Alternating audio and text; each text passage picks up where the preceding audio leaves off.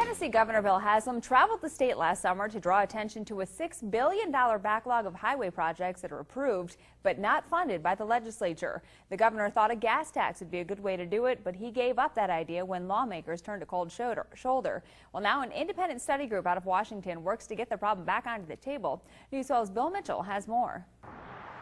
Anyone who drives on Tennessee highways, roads, and bridges already knows we have a problem. The state has not been able to stay ahead of the aging infrastructure. Every big city in Tennessee has near gridlock during drive times.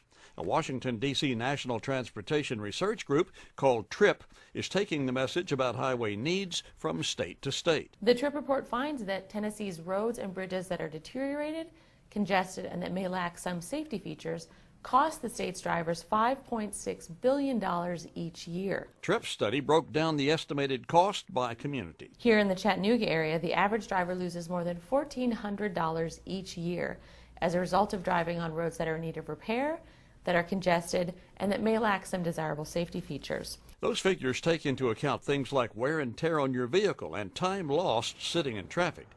AAA Travel has joined with TRIP to emphasize the critical need for legislative action in Tennessee. What we would like to see is a comprehensive package.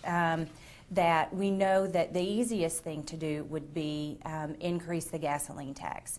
That is fair to most motorists. And that's what the governor had in mind at one time, and he may push it again in the future. There's no magic solution here. We can't say, well, we have $6 billion. That's what our backlog of projects is. And we're going to somehow miraculously fund those projects with some nickels and dimes. Gasoline prices are at historic lows these days, but Nashville insiders say the legislators are reluctant to approve an increase in the gas tax during an election year. Right now, there is no plan in Tennessee.